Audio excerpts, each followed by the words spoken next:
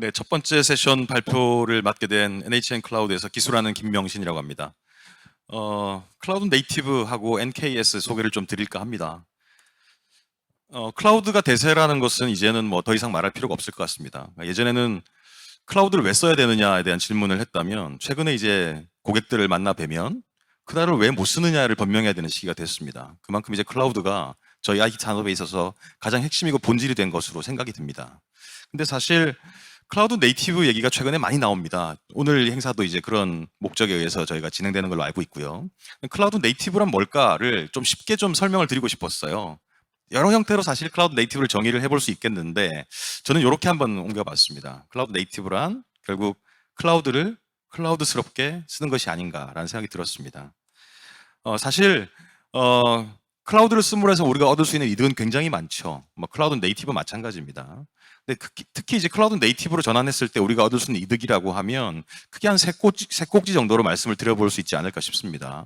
그 첫 번째로는 결국은 스피드와 플렉서빌리티, 결국은 속도와 유연성일 텐데요. 뭐 클라우드의 장점이기도 합니다만 클라우드 동시에 이제 클라우드 네이티브의 장점이기도 한 거죠. 우리가 빠르게 이제 리소스들을 프로비저닝하고 또 그것들을 쉽게 관리할 수 있고 또 한편으로는 그것을 쉽게 구성할 수 있는 그런 장점들이 있는 것 같습니다. 두 번째는 이제 코스트 에피션시, 결국 비용 효율인데요. 뭐 아시는 바와 같이 클라우드는 기본적으로 사용하는 리소스들을 증감하거나 혹은 더 고사양의 머신을 쓰거나 더 저사양의 머신으로 사양을 내리는 것이 굉장히 자연스럽죠. 런타임에도 그것을 수행할 수 있습니다. 즉 스케일 업, 스케일 다운 혹은 스케일 인 앤 아웃이라고 하는 것들을 런타임에 지속적으로 수행할 수 있기 때문에 사용자가 쓰는 컴퓨팅 리소스가 적을 경우에는 좀 줄여서 수행을 하고 또 사용자가 폭증하는 경우에는 그에 맞추어서 리소스들을 우리가 확보할 수 있습니다. 그래서 코스트 에피션시 측면에서 큰 득이 있다고 보고요. 세 번째는 이제 익스텐서빌리티, 확장성일 텐데 어플리케이션들을 통상의 경우는 하나로 묶어서 배포하는 경우가 많지만 최근에 이제 마이크로 서비스 아키텍처 같은 것들을 적용을 하게 되면 소프트웨어를 부분적으로 업그레이드하거나 확장하는 것이 가능하기 때문에 이 클라우드 네이티브의 특성으로서 익스텐서빌리티를 핵심이라고 또 볼 수 있겠습니다. 사실 클라우드를 쓰는 방법들은 다양하게 있습니다. 기존에 이제 온프레미스에 있는 어플리케이션들을 가장 쉽게 클라우드로 옮기는 방법은 뭐 여러분 다 아시는 것 같이 버추얼 머신으로 구성을 해서 쓰는 것이죠. 가장 간단한 방법입니다. 물론 이제 그 과정에서도 기술적인 난제들이 많이 있습니다만 우리가 클라우드를 쓰는 가장 손쉬운 방법들은 통상 리호스트, 즉 버추얼 머신으로 만들어서 클라우드를 쓰는 것이다 라고 알려져 있습니다. 근데 사실 우리가 클라우드 얘기를 할 때 클라우드 저니, 뭐 클라우드의 여정 이런 얘기를 사실 많이 하거든요. 근데 이런 리호스트, 즉 버추얼 머신으로 구성을 해서 클라우드를 쓰는 것은 이 클라우드의 저니, 즉 여정에 있어서는 초입 단계에 불과합니다. 클라우드는 그 외에도 굉장히 다양한 특성들을 제공하고 있고 우리가 클라우드를 좀 더 클라우드스럽게 사용하기 위해서는 다른 형태의 전략 그리고 더 많은 고민들이 사실 필요합니다. 어플리케이션 모더나이제이션이라고 제가 네모를 친 이 박스가 통상 클라우드를 좀 더 클라우드스럽게 쓰는 방법이라고 알려져 있습니다. 첫 번째는 컨테이너화, 리팩터이죠. 어플리케이션 자체를 어떻게 패키지화하느냐의 관점입니다. 클라우드를 좀 더 클라우드스럽게 쓰기 위한 어플리케이션 패키징 그리고 배포 전략이라고 볼 수 있습니다. 두 번째는 이제 잘 아시는 것처럼 마이크로 서비스입니다. 이것이 꼭 뭐 그 클라우드를 쓰기 위해서 필요한 거냐, 반드시 필요한 거냐라고 하면 그렇지는 않습니다. 하지만 이 클라우드 환경과 마이크로 서비스 기반의 아키텍처는 상당히 서로 간에 시너지를 낼 수 있는 기술이거든요. 그래서 마이크로 서비스 아키텍처를 채용했을 때에 이 클라우드를 좀 더 클라우드스럽게 쓸 수 있을 것 같습니다. 세 번째는 이제 서버리스입니다. 클라우드의 특성이기도 하고 많은 이제 클라우드 기업들이 사실 서버리스 형태의 플랫폼들을 많이 제공을 합니다. 그래서 기존에 이제 인프라들을 우리가 구성을 하고 그리고 어플리케이션을 배포하는 것이 아니라 어플리케이션 자체만 배포하면 그 어플리케이션을 수행할 수 있는 최적의 인프라들을 자동으로 구성해 주는 것이죠. 그래서 실제로 클라우드 사용자들은 인프라에 대한 관리를 하지 않고 어플리케이션 그 자체에만 좀 포커스를 해볼 수 있을 겁니다. 가장 마지막은 보통 이제 SaaS라고 불리는 건데 이것은 이제 클라우드를 쓴다기보다는 사실은 소프트웨어 그 자체를 쓰는 것으로 좀 포커스 해볼 수 있겠습니다.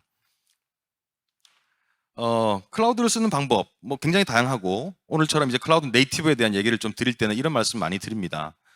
클라우드를 좀 더 클라우드스럽게 쓰기 위한 여러 전략 중에 하나는 클라우드가 제공해주는 고급 기능과 플랫폼들을 서비스를 많이 쓰는 것이죠. 다양한 클라우드 기업들이 버추얼 머신, 스토리지, 네트워크와 같은 기본적인 것 이외에 다양한 플랫폼 서비스들을 사실 제공합니다.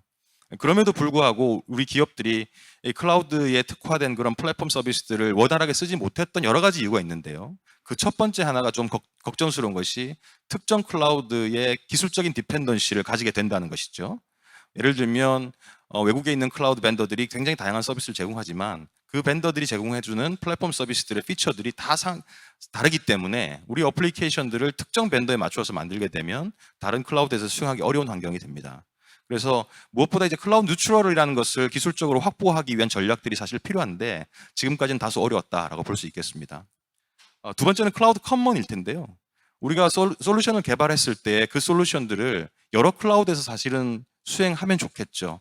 여러 클라우드들은 개별적인 특성도 있고 또 레귤레이션이 있기 때문에 특정 지역에서는 반드시 그 클라우드를만 써야 된다는 그런 제약들도 있습니다. 이제 그 경우라면 우리 소프트웨어를 만들 때 모든 클라우드에서 다 수행될 수 있도록 어플리케이션을 개발하는 것이 굉장히 중요할 것입니다. 그래서 이 클라우드 뉴트럴 그리고 클라우드 커먼이라는 두 가지 특징이 저희가 소프트웨어를 개발하고 또 클라우드를 사용하는 데 있어서 가장 핵심이 되는 요소라고 볼 수가 있겠는데요. 다행스럽게도 이 클라우드 뉴트럴 그리고 클라우드 커먼이란 두 개를 동시에 제공해 주는 게 있습니다. 그게 여러분 아시는 이제 쿠버네티스 같은 것이죠. 쿠버네티스는 뭐 아시는 바와 같이 모든 클라우드 벤더들이 거의 기본적으로 제공해 주는 플랫폼 서비스이기도 합니다. 더불어서 특정 클라우드에 속한 것이 아니라 클라우드 벤더와는 상관없이 자체적으로 개발이 오픈 소스로 진행되고 있기 때문에 이 쿠버네티스라는 환경 자체가 클라우드 뉴트럴 그리고 동시에 클라우드 커먼 환경을 제공한다라고 볼 수 있겠습니다. 이 쿠버네티스라는 기술은 클라우드 네이티브 컴퓨팅 파운데이션이라고 불리는 약어로는 CNCF라고 부르죠. CNCF에서 유지되고 관리되고 또 배포가 이루어지고 있습니다. 근데 이 쿠버네티스가 얼마나 빨리 사실 새로운 버전이 릴리즈가 되냐면 거의 3개월에서 4개월 단위로 출시가 됩니다. 1년으로 치면 한 4번 정도 새로운 버전들이 출시가 되고 있습니다. 그만큼 이 쿠버네티스 자체에 관한 기능 개선의 속도도 빠르고요. 또 새로운 기능들이 계속 추가되고 있기도 합니다. 그래서 이 클라우드 네이티브 컴퓨팅 파운데이션은 예전 버전에 대해서는 인정을 해주지 않고 있고요. 가장 최근의 3개 버전에 대해서만 Certified Kubernetes라는 인증 제도를 제공을 하고 있습니다. 즉, 한 3개 버전 정도만 출시를 하니까 저희가 1년만 넉놓고 있어도 사실은 Certified Kubernetes를 딸 수 없다는 얘기죠. 그래서 클라우드 벤더들은 어느 회사나 마찬가지로 쿠버네티스 클러스터를 제공하기 위해서는 항상 최신의 버전들을 클라우드 환경에서 제공하기 위한 노력들을 해야 됩니다. 그것이 적어도 3, 4개월에 한 번 이상은 이 CNCF로부터 쿠버네티스 서티파이드 자격을 따기 위한 노력들을 해야 된다는 얘기죠.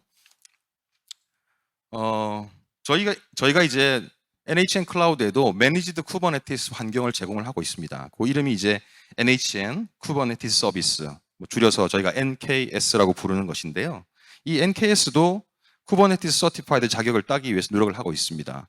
작년 제가 10월경으로 기억이 되는데요. CNCF 재단에 저희가 가입을 했고 올 1월에 최초로 쿠버네티스 서티파이드 인증을 땄습니다. 근데 사실 한번 이렇게 자격을 따는 것은 굉장히 쉬운 일입니다. 하지만 지속적으로 그 자격을 유지하는 것은 또 다른 차원의 얘기입니다. 그래서 저희는 이 NKS를 릴리즈할 때에 기본적으로 CNCF의 쿠버네티스 인증을 딸 수 있도록 개발 프로세스 자체에 그것을 녹여냈습니다. 그래서 NKS가 출시될 때마다 저희 개발 프로세스 상에서 이 쿠버네티스 서티파이드 자격을 따도록 그렇게 하고 있습니다. 여러 가지 의미가 사실 있을 것 같습니다. 우선은 글로벌 벤더들, 다양한 형태의 글로벌 클라우드 프로바이더가 있는데요. 그들과의 기술 격차를 줄인다는 측면에서 의미가 있을 것 같고요.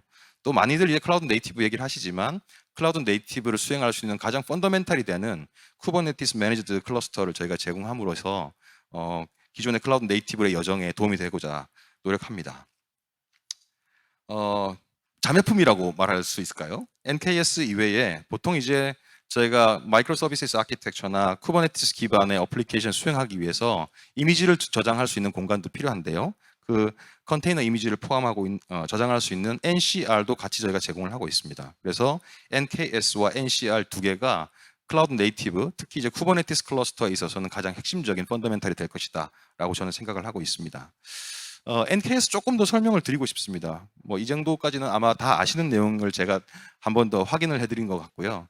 그래서 도대체 NKS가 어떤 장점이 있느냐 조금 말씀을 드려볼까 싶습니다.